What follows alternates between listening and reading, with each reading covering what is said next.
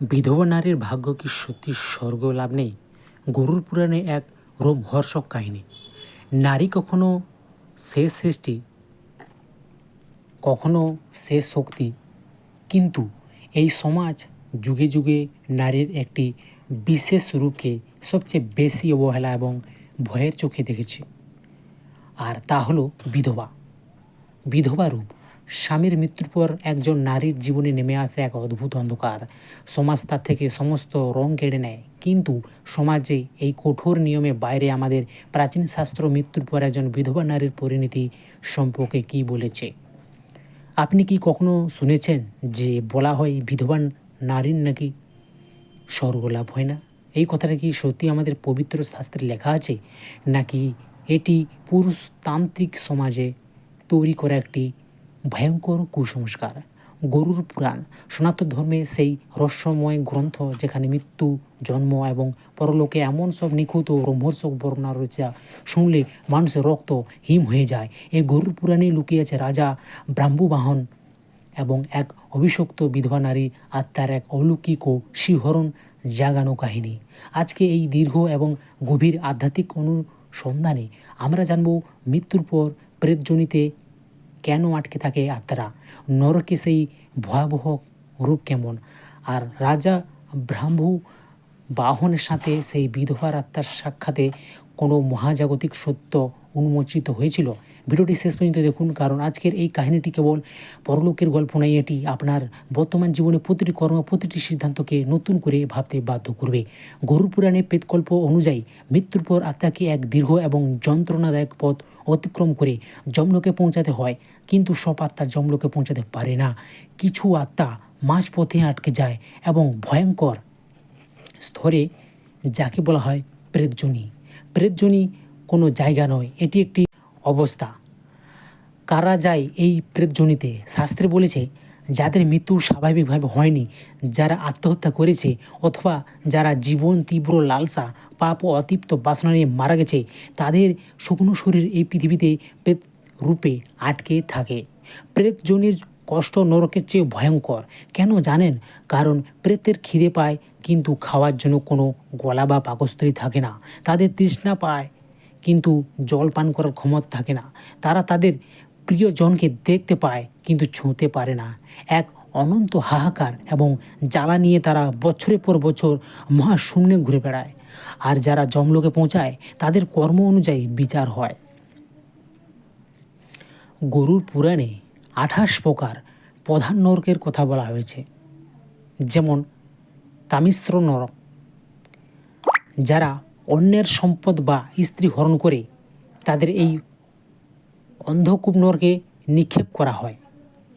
কুম্ভিপাক নরক, যারা নিজের আনন্দের জন্য নিরপরাধ প্রাণীদের হত্যা করে তাদের বিশাল তেলের কড়াইয়ে ভাজা হয়।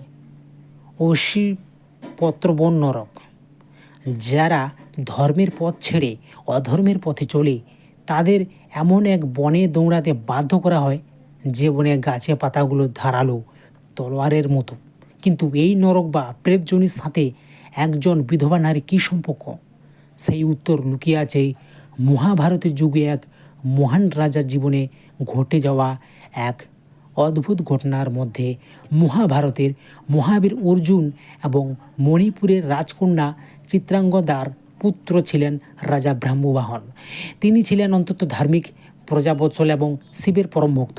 একদিন রাজা ব্রাহ্মবাহন তার সৈন্য সামন্ত নিয়ে গভীর অরণ্যে শিকারে গেলেন। শিকার করতে করতে তিনি তার দল থেকে বিচ্ছিন্ন হয়ে এক ঘন অন্ধকার, এক অভিশপ্ত বনাঞ্চলে প্রবেশ করলেন। চারপাশে অদ্ভুত শান্ত, কোনো পাখি ডাক নেই, পাতার শব্দ নেই।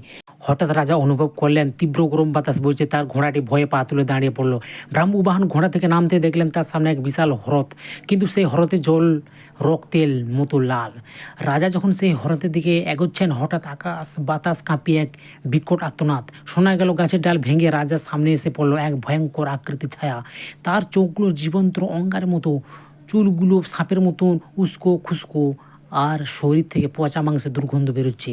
সেটি ছিল একটি প্রেত বা অশরীরী আত্মা। সাধারণত মানুষ হলো ভয়ের সেখানেই প্রাণ হারাতো, কিন্তু ব্রাহ্মবাহন ছিলেন অর্জুনের পুত্র। তিনি নিজের তলোয়ারে বের করে নিভয়ে সেই প্রেতকে প্রশ্ন করলেন, কে তুমি? এই পবিত্র অরণ্যে এমন ভয়ঙ্কর রূপে কেন ঘুরে বেড়াচ্ছ? তোমার এই দুর্গতি কারণ কি? প্রেতটি ব্রাহ্মভানকে দেখে হঠাৎ শান্ত হয়ে গেল। সে বলতে লাগলো, এই রাজা সাধারণ কেউ নন। প্রেতটি তখন কাঁদতে কাঁদতে এক করুণ কাহিনী শোনালো, যা শুনে স্বয়ং ব্রাহ্মবাহনে চোখেও জল চলে এসেছিল। প্রেতটি বলল, হে রাজন, আমাকে ভয় পাবেন না। আমি কোনো রাক্ষস নই। পূর্বজন্মে আমি ছিলাম এক ব্রাহ্মণ কন্যা। আমার নাম ছিল ভদ্রা। অন্তত অল্প বয়সে আমার বিয়ে হয়েছিল এক ধার্মিক এবং সৎ ব্রাহ্মণের সাথে। কিন্তু আমার ভাগ্য ছিল বিরূপ। বিয়ের কয়েক বছরের মধ্যেই আমার স্বামী এক কঠিন রোগে আক্রান্ত হয়ে মারা যান। ব্রাহ্মবাহন অবাক হয়ে বললেন, তবে কি বিধবা হওয়ার কারণেই তোমার এই দশা? কিন্তু শাস্ত্র তো বলে না যে স্বামীর মৃত্যু হলেই স্ত্রী প্রেতজনী প্রাপ্ত হয়। প্রেতরূপী ভদ্রা দীর্ঘ নিঃশ্বাস ফেলে বললেন, না রাজন, বিধবা হওয়ার জন্য আমি এই শাস্তি পাইনি। আমি শাস্তি পেয়েছি বিধবা হওয়ার পর আমার করা কর্মের জন্য। স্বামীর মৃত্যুর পর সমাজ আমাকে সাদা কাপড় পরিয়ে দিল। আমাকে একবেলা নিরামিষ খেতে বাধ্য করা হলো। কিন্তু আমার বয়স ছিল কম। আমার ভেতরে ছিল যৌবনের কামনা এবং পৃথিবীর প্রতি তীব্র আসক্তি। আমি সেই কঠোর জীবন মেনে নিতে পারিনি। আমি লুকিয়ে লুকিয়ে রাজসিক খাবার খেতে শুরু করলাম। আমি সাধনা বা ঈশ্বরের ভক্তির পথ ছেড়ে আমার রূপের অহংকার মেতে উঠলাম। আমার এই আচরণের সুযোগ নিয়ে গ্রামের কিছু অসৎ মানুষ আমার জীবনে প্রবেশ করলো। আমি প্রতিব্রতা ধর্ম ভুলে সাময়িক সুখের লোভে একাধিক পরপুরুষের সাথে সম্পর্কে লিপ্ত হলাম। এমনকি আমি আমার নিজের পরিবারের সম্মান রক্ষার্থে একটি নবজাতক সন্তানকে হত্যা করে মাটিতে পুঁতে দিয়েছিলাম। আমি ভুলে গিয়েছিলাম যে মানুষের চোখে ফাঁকি দেওয়া যায়, কিন্তু উপরওয়ালার চোখকে নয়। অবশেষে একদিন এক ভয়ঙ্কর রোগে আমার মৃত্যু হলো। মৃত্যুর পর যমদূতরা আমাকে আষ্টেপৃষ্ঠে বেঁধে যমরাজের সামনে নিয়ে গেল। চিত্রগুপ্ত আমার কর্মের খাতা খুলে বললেন, এই নারী কেবল বিধবা ধর্মে অবমাননা করেনি, সে ভ্রূণ হত্যা এবং কামুকতার চরম পাপ করেছে। সেই পাপের ফলেই আজ আমি এই ভয়ঙ্কর প্রেতজনিতে আটকে যাচ্ছি। আমার তৃষ্ণায় ছাতি ফেটে যাচ্ছে, কিন্তু এই হ্রদের জল আমার কাছে এলেই রক্তে পরিণত হয়। হে মহান রাজা, আমাকে এই নরক যন্ত্রণা থেকে মুক্তি করুন। প্রেতের এই কাহিনী শুনে রাজা ব্রাহ্মবাহন বুঝতে পারলেন যে এই আত্মা কোনো সাধারণ নিয়মের মুক্তি হতে পারবে না। এর জন্য প্রয়োজন মহৎ কোনো কর্মের। রাজা বললেন, হে অতৃপ্ত আত্মা, তুমি তোমার জীবনে যে পাপ করেছ তা গুরুতর। কিন্তু তুমি আমার কাছে তোমার পাপ স্বীকার করেছ এবং তোমার মধ্যে অনুশোচনা জেগেছে। অনুশোচনাই হলো মুক্তির প্রথম ধাপ। আমি তোমাকে কথা দিচ্ছি, আমি তোমার মুক্তি ব্যবস্থা করব। রাজা ব্রাহ্মবাহন নিজের রাজ্যে ফিরে গেলেন। তিনি শাস্ত্রজ্ঞ পণ্ডিতদের ডাকলেন। গরুর পুরাণে বিধান অনুযায়ী কোনো আত্মাকে প্রেতজনি থেকে মুক্তি করার জন্য নারায়ণ বলি এবং তর্পণ করা অন্তত জরুরি।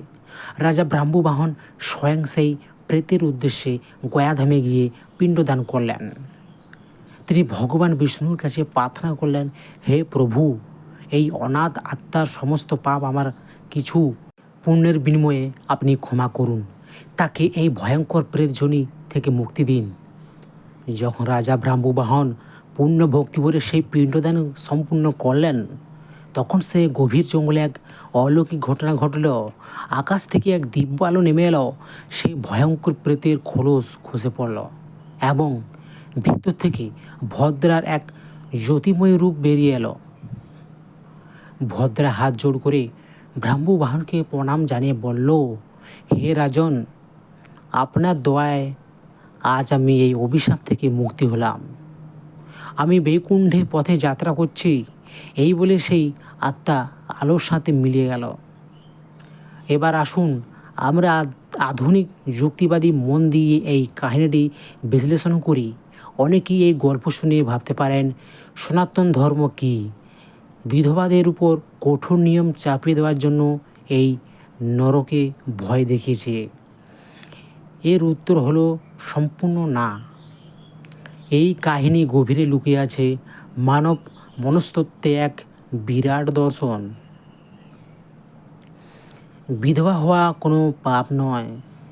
গরুর পুরাণ বা কোনো শাস্ত্রেই বলা নেই যে স্বামী মৃত্যু হলে স্ত্রী নরকে যাবে। ভদ্রা নরকে গিয়েছিল তার বিধবা পরিচয়ের জন্য নয়, বরং তার নীতিহীনতা, ভ্রূণ হত্যা এবং কামুকতার জন্য। সংযমী প্রতীক। শাস্ত্রে বিধবাদের যে কঠোর নিয়ম, যেমন সাদা কাপড়, নিরামিষ ভোজন দেওয়া হয়েছিল, তার আসল উদ্দেশ্য ছিল তাদের মনকে কামনা বা জাগতিক শক্তি থেকে সরিয়ে ঈশ্বরের দিকে নিবদ্ধ করা। যখন জীবনে বড় কোনো শূন্যতা আসে, যেমন প্রিয়জনের মৃত্যু, তখন মানুষ খুব সহজেই বিপথে যেতে পারে। সে বিপদগামী হওয়া থেকে বাঁচাতেই এই সংযমী বিধান ছিল। কর্মের স্বাধীনতা। ভদ্রার গল্প আমাদের শেখায় যে পরিস্থিতি যেমনই হোক না কেন, মানুষের কর্ম তার নিজের হাতে। আপনি আপনার দুঃখ এবং একাধিক তত্ত্বে অজুহাত হিসেবে ব্যবহার করে কোনো পাপ বা অপরাধ করতে পারেন না। ঈশ্বর আপনাকে বিচার করবেন আপনার পরিস্থিতি দিয়ে নয়, বরং সেই পরিস্থিতিতে আপনি কী সিদ্ধান্ত নিয়েছেন তা দিয়ে। অনুশোচনা ও মুক্তি। ব্রাহ্মবাহনের গল্প প্রমাণ করে যে পাপ যতই বড় হোক না কেন, যদি মানুষের মতন সত্যিকার অনুশোচনা আসে এবং কোনো পূর্ণতার সত্তার সাহায্য পায়, তবে ঈশ্বর তাকে ক্ষমা করেন। হিন্দু ধর্ম কখনোই চিরস্থায়ী নরকে বিশ্বাস করে না, এটি রূপান্তরে ধর্মে বিশ্বাস করে। বন্ধুরা, রাজা ব্রাহ্মবাহন এবং সেই বিধবার আত্মা কাহিনী আমাদের জীবনে এক আয়না। আমরা সবাই হয়তো কোনো না কোনোভাবে আমাদের জীবনে কিছু ভুল কর্মে করে ফেলি। আমরা ভাবি কেউ দেখছে না, কিন্তু আমাদের প্রতিটি চিন্তা, প্রতিটি কাজ মহাজাগতিক সার্ভারের রেকর্ড হচ্ছে। বিধবা নারীর ভাগ্য স্বর্গ নেই, এই কথাটি একটি ডাহা মিথ্যা কুসংস্কার। স্বর্গ বা নরক কারো লিঙ্গ বা বৈবাহিক অবস্থার উপর নির্ভর করে না। এটি নির্ভর করে মানুষের কর্ম এবং চেতনার উপর। যে নারী বা পুরুষ জীবনের সততা, পবিত্রতা এবং ঈশ্বর ভক্তি বজায় রাখেন, স্বয়ং ভগবান তাকে বৈকুণ্ঠে স্বাগত জানান। আজকের এই আধ্যাত্মিক যাত্রা এখানেই শেষ হচ্ছে, কিন্তু এই কাহিনী শিক্ষা আপনার মনে চিরকাল থেকে যাক। জীবনে যতই বড় ঝড় উঠুক, নিজের নীতি এবং ধর্ম থেকে কখনো বিচ্যুত হবেন না। গরুর পুরাণে এই রোমহর্ষক কাহিনীটি আপনাদের কেমন লাগলো? আপনি কি মনে করেন যে আধুনিক সমাজেও মানুষের এই ধরনের আত্মসংযমের প্রয়োজন আছে? কমেন্ট বক্সে অবশ্যই আপনার মূল্যবান মতামত লিখে জানান। ভিডিও যদি ভালো লেগে থাকে, আপনাদের মনকে যদি ছুঁয়ে থাকে একটু হলেও, তবে একটি লাইক দিন এবং আপনার পরিবার ও বন্ধুদের সাথে শেয়ার করুন। তাদের এই পরম সত্যটি জানার সুযোগ করে দিন। আমাদের চ্যানেলে নতুন হলে এক্ষুনি সাবস্ক্রাইব করুন এবং বেল আইকনটি প্রেস করুন, যাতে এমন গভীর এবং রহস্যময় শাস্ত্রীয় ব্যাখ্যার ভিডিও আপনি কখনোই মিস না করেন। ততক্ষণ পর্যন্ত ভালো থাকুন, সৎ পথে চলুন এবং ঈশ্বরের আরাধনায় মগ্ন থাকুন।